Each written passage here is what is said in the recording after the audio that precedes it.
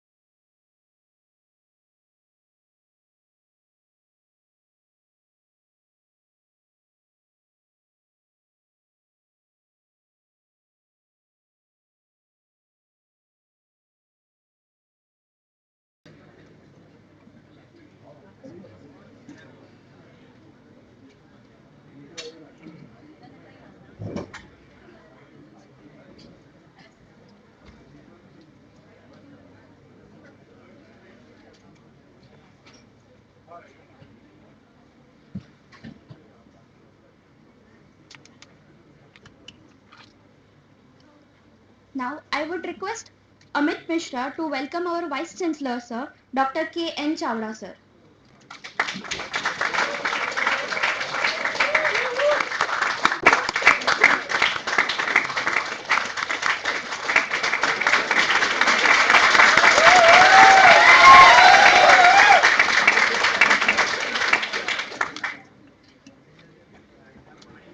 Now, I would request Raj Bhogani to welcome our Head of Department, Sidpuria, Sir.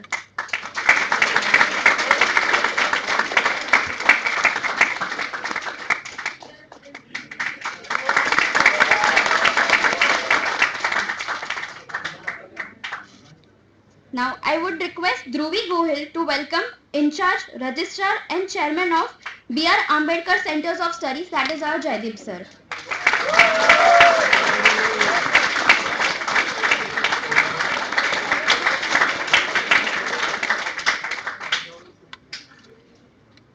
Moving forward with the program, I would request Arshit Talsania to say a few words in respect of Dr. B.R. Ambedkar.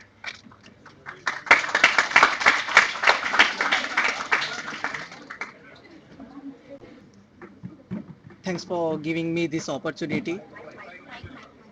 Hello. Thanks for giving me this opportunity to tell about the inspiring person. मुझे ये बात कहते हुए बेहद खुशी महसूस हो रही है कि मैं इस मौके पर बोलने जा रहा हूँ जो कि डॉक्टर बाबा साहेब आम्बेडकर के ऊपर है।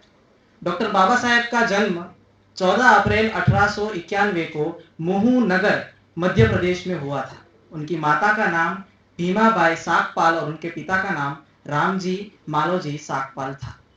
छोटी उम्र में ही वे रत्नागिरी से सातारा बसे जब उनकी मां का देहांत हो गया और बचपन से ही उन्हें दिल को दहला देने वाली, दुखी कर देने वाली और एक बच्चे को आतंकित, पीड़ित कर देने वाली परिस्थितियों से गुजरना पड़ा था। उन्हें यह दर्द सहना पड़ा और आगे जाके उनकी जिंदगी में यह दर्द एक बड़ा रोल प्ले करता है। जब ये पढ़ना चाहते थे और तब उनको स्कूल से भी निकाल दिया गया। लेकिन महाराजा सियाजी राव को कहते ना कि डूबते को तिनके का सहारा, महाराजा सियाजी राव के नाम के एक राजा ने उन्हें स्कॉलरशिप दी ताकि वो बाहर जाके पढ़ सके। और बात आज की नहीं है, बात 110 साल पुरानी है, जहां पर उन्होंने मुंबई में जाकर अपना इंटर्न कंप्लीट किया और रुके नहीं। आप लोग मुझे पढ़ने नहीं देंगे, मैं आगे बढ़ूंगा, अपने दम पर आगे बढ़ूंगा। The best university of the world Columbia University में गए और वहां जाके उन्होंने political science, economic, sociology and history में एमए किया और पीएचडी भी की। आज भी कोलंबिया यूनिवर्सिटी में उनका एक स्टेच्यू है और नीचे लिखा है द साइन ऑफ नॉलेज। इतना ही नहीं, लंदन स्कूल ऑफ इकोनॉमिक्स में गए, वहां जाकर एमएससी किया और डॉक्टरेट भी किया और थीसिस भी लिखे और आगे जाके उन्हीं थीसिस के बेस पर the reserve bank of India को बनाया गया। क्या आप जानते हैं कि हम जब भी डॉक्टर बाबा साहेब आंबेडकर की बात करते हैं तब सभी लोग उन्हें पिछड़ी जाति के नेता, दलितों के नेता के नाम से पुकारते हैं, समझते हैं। लेकिन क्या ये उनकी पहचान काफी है? जी नहीं। हाँ, हम उन्हें संविधान के रचयिता के नाम से भी जानते हैं, लेकिन मेरे विचार से उनकी यह पहचान काफी नहीं है, क्योंकि वो एक इकोनॉमिस्ट थे, सोशियोलॉजिस्ट थे, एंथ्रोपोलॉजिस्ट थे और हमारे आजाद भारत के पहले लॉ मिनिस्टर भी थे। ये थी उनकी विशेषताएं। उन्होंने अपने पूरे जीवन में देश सेवा को अहम दिया और इसीलिए हम उन्हें एक सच्चे राष्ट्रवादी भी कहेंगे। वो हमेशा कहा करते थे कि सबसे पहले मैं एक भारतीय हूं और अंत में मैं एक भारतीय ही हूं और इसके बीच में कुछ और नहीं है। उन्होंने अपना पूरा जीवन इसी कोशिश में लगा दिया कि कैसे एक वैल्यू बेस्ड सोसाइटी को क्रिएट कर सके। The value of equality, value of liberty, value of fraternity. इस देश की महिलाएं सदैव बाबा साहेब आंबेडकर की आभारी रहेगी, क्योंकि प्राचीन भारत में पिता की संपत्ति में केवल पुत्र का ही अधिकार था, लेकिन आज उन महिलाओं को कानूनन समान अधिकार बाबा साहेब आंबेडकर ने दिलवाए। इतना ही नहीं, तलाक एवं शादी के मामले में भी महिला ये भी समानता से अपना निर्णय ले सकती है, ये भी अधिकार बाबा साहेब आंबेडकर ने दिलवाए। ये सारे प्रोविजंस हमारी कॉन्स्टिट्यूशन में रखे गए because of the only person Baba Saheb Ambedkar. और अंत में मैं सिर्फ इतना ही कहूंगा कि चलिए उन्हीं के उन शब्दों को दोहराए और उन्हें श्रद्धांजलि अर्पित करें और कहिए मेरे साथ कि सबसे पहले हम एक भारतीय हैं और अंत में हम एक भारतीय ही हैं। Thank you so much.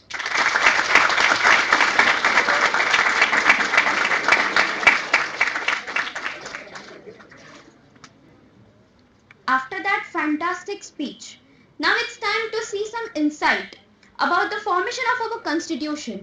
I would invite our first year students to perform a drama which is written by Arshit Talsania, directed by Rahul Seth, and music is handled by Hiren Khisadia and Sandeep Baraya. Constitution of India ये कोई आम किताब नहीं है, बल्कि प्रतीक है हमारे मुल्क का और हिंदुस्तान जैसी बहुत सी भाषाओं, धर्मों और तमाम जाति प्रजाति वाले इस सब कॉन्टिनेंट को किसी तंग नजरिए से नहीं देखा जा सकता। इसीलिए हमारे पुरखों ने बनाया था हमारा संविधान, हमारा कॉन्स्टिट्यूशन, हमारा आईन। जी हाँ, हमारा जादुई आईना। और मैं आप सबको इस जादुई आईने के सफर में 75 साल पीछे ले जाऊंगी कि ये कब बना, कैसे बना, क्यों बना और किसने बनाया। तो चलिए वहां जहां इस कहानी के महानायक को चुना गया था। संविधान की रचना के लिए हम तैयार है बापू। मैंने सरदार के साथ मिलकर 14 लोगों की एक लिस्ट बनाई है। जवाहर, एक बात का ख्याल रखना होगा आपको। 14 में से 7 लोग ऐसे हो जो कांग्रेस के नाम। जी बापू, जगजीवन का भी नाम है हमारे लिस्ट में। और अंबेडकर? क्योंकि ये बात भी सच है कि संविधान और कानून के बारे में जितना वो जानते हैं शायद ही कोई जानता होगा इस देश में।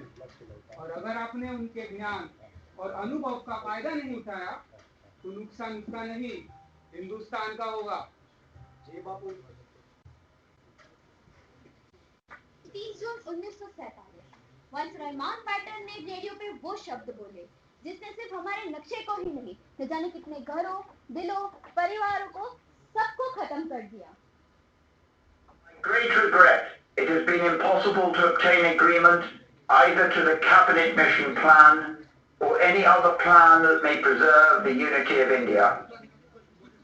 But there can be no question of coercing of any large area in which one community has a majority to live against their will under a government in which another community has a majority. And the only alternative to coercion is partition. Partition of India, partition of Punjab and Bengal. इस भयानक खबर के साथ आखिर वो दिन आ ही गया जिसका हर हिंदुस्तानियों को बेसब्री से इंतजार था और आखिरकार आजाद भारत ने अपनी कार्यवाही आगे बढ़ाई।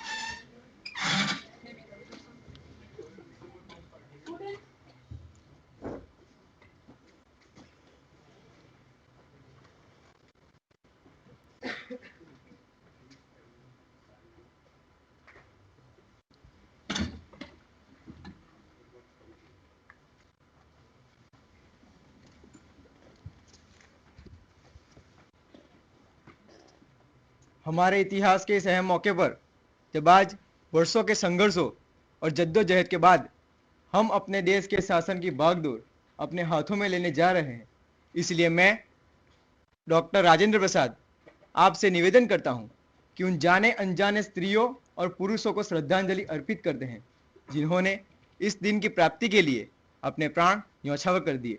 आज ये उनके त्याग और तपस्या का फल है कि हम इस दिन को देख पा रहे हैं। इसलिए हम सब उन वीरों की पुण्य स्मृति में कुछ क्षण मौन खड़े रहें।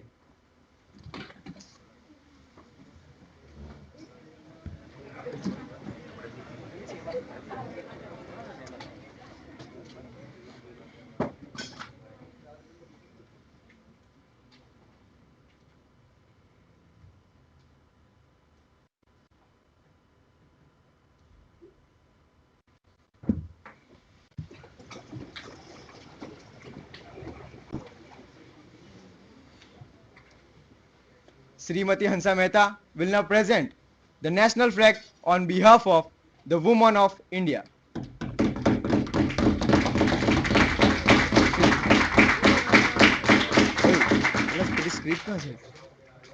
मैं प्रार्थना करती हूँ इस तिरंगे की छत्र छाया में रहने वालों को सारे सुख और समृद्धि प्राप्त हो। जय हिंद, जय हिंद, जय हिंद, जय हिंद। आखिरकार संविधान सभा में वो स्वर गूंजे जो आज भी हर हिंदुस्तानियों के रोंगटे खड़े कर देता है और कर देता है सीने चौड़े। और इसी के साथ असेंबली में हमारा राष्ट्रगीत गूंज उठा।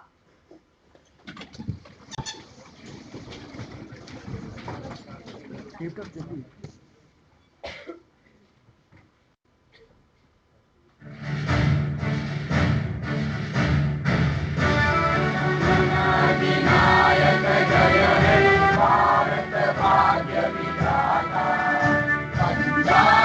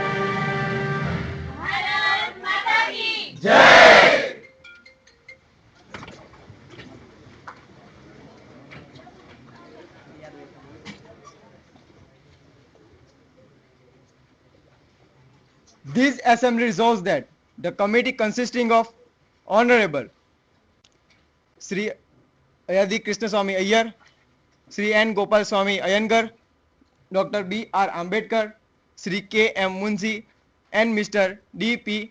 Khaitan be appointed to scrutinize the draft of the text of the Constitution prepared by the Constitutional Advisor Sir Benegal Narsingh Rao.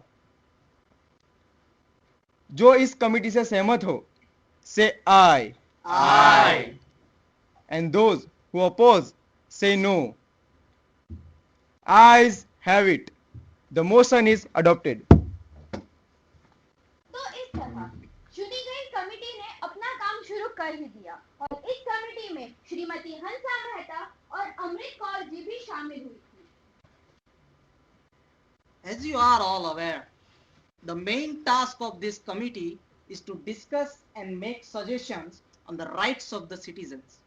और मेरे विचार में किसी भी संविधान में उनके नागरिकों का बुनियादी हक सबसे अहम मुद्दा होता है. It is always about the fundamental rights.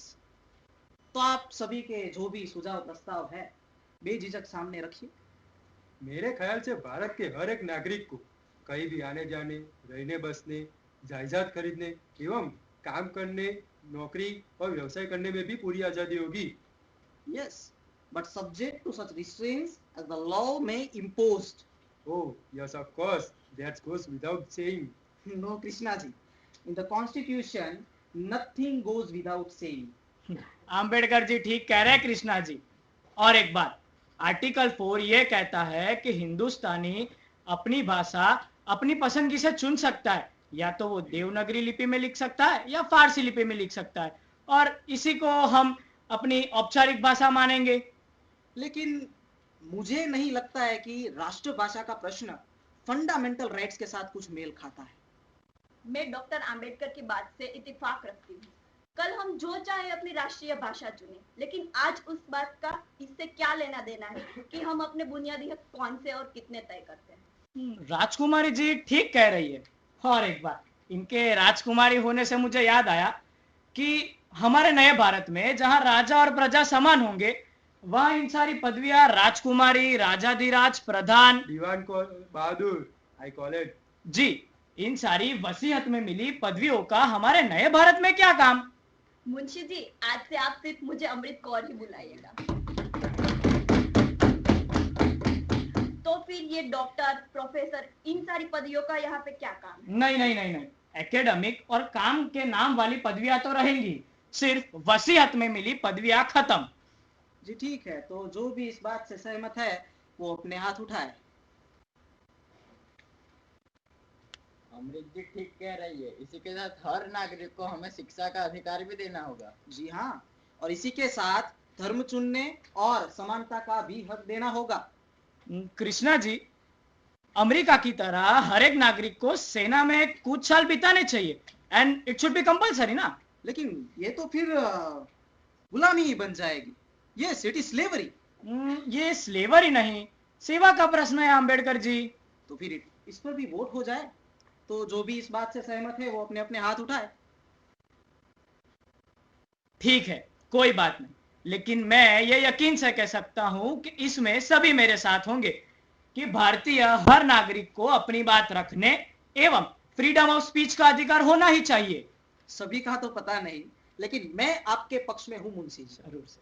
मेरा यह प्रस्ताव है कि विवाह सिर्फ मर्द और औरत की हामी से ही होना चाहिए और सभी शादी विवाह के मामलों में औरत का भी समान हक हो. जी हाँ, और इसी के साथ महिलाओं को समानता एवं उनको तलाक में पुरुषों जितना ही अधिकार देना होगा, ना कि इसमें कोई भेदभाव होना चाहिए. क्योंकि मेरा यह मानना है कि किसी भी समाज की समृद्धि उस समाज की महिलाओं की स्थिति से समझी जा सकती है. ठीक है, तो इस कमेटी को 7 दिनों के लिए यहीं स्थगित करते हैं और आगे की चर्चा आरक्षण पर जारी रखेंगे. जी ठीक है.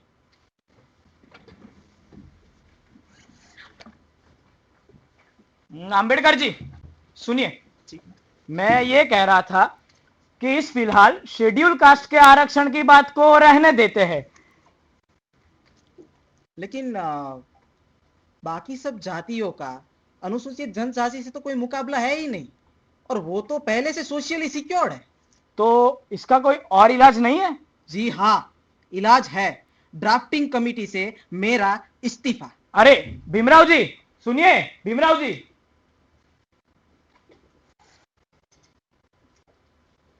तो डॉक्टर आम्बेडकर ने ड्राफ्ट बनाने की प्रक्रिया यहीं पे रोक दी और साथ ही ये भी घोषणा कर दी कि वो लॉ मिनिस्टर के पद से भी इस्तीफा दे देंगे। और ऐसे गुणी, ईमानदार और मेहनती इंसान के जाने से तहलका मच जाना लाजमी था। इसीलिए सरदार पटेल ने उनसे आखिर में ये बात की।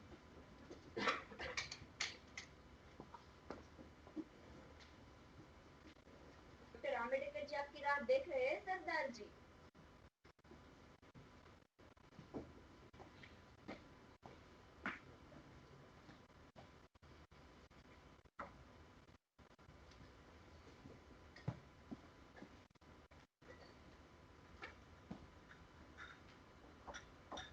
मुंशी जी की बात से आप नाराज हो गए आम्बेडकर? क्योंकि आप तो जानते हैं पूरे भारत में दूसरा कोई ऐसा है ही नहीं कि जो संविधान को आकार दे सके। खुद बापू भी यही कहते थे। लेकिन उनकी बात मानता कौन है पटेल जी? खुद बापू भी पिछड़ों को आरक्षण देने की मेरी मांग से सहमत थे। अरे खतरा तो इस बात का है भीमराव कि अगर एक जाति को आरक्षण देते हैं तो बाकी सभी भी इसकी मांग करेंगे और उससे जातिवाद का जहर फैलता जाएगा। जहर तो पिछड़ों ने पिया है पटेल जी, और फिर भी वो जिंदा है और खड़े हैं। अरे एक बार उन्हें बराबर आने का मौका तो दीजिए पटेल जी, और ये काम बिना आरक्षण के नहीं हो सकता। फिर भी आपको अगर मेरी बात जहरीली लग रही है तो मैंने अपना इस्तीफा तैयार रखा है। वैसे तो मैं बड़ा जिद्दी आदमी हूँ आम्बेडकर जी, लेकिन मूर्ख नहीं हूँ, किसान हूँ। देखकर ही बता सकता हूँ कि कल कौन सा बीज मुझे अच्छी फसल देगा।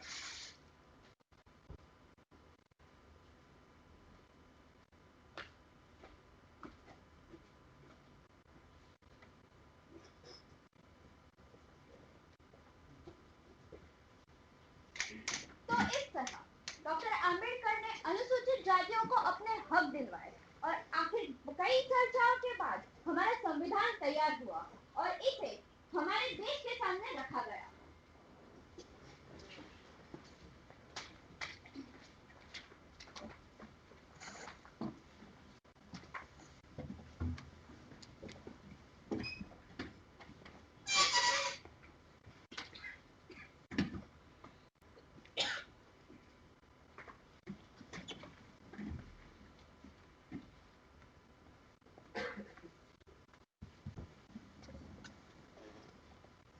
सभापति महोदय, सर, मैं ड्राफ्टिंग कमेटी द्वारा निश्चित की गई संविधान की रूपरेखा को प्रस्तुत करता हूं और यह निवेदन करता हूं कि इस पर विचार किया जाए।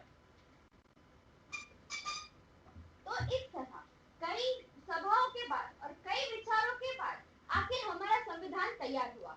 इसमें कई विचार रखे गए, जिसमें से कुछ को मान्य भी किया गया और कई को खारिज भी किया गया।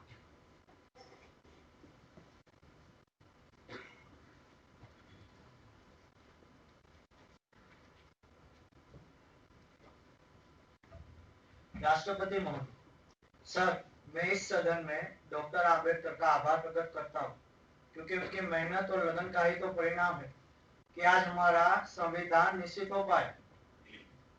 Now I would like to invite Dr. Bhimrao Ambedkar to present Constitution in the Constituent Assembly.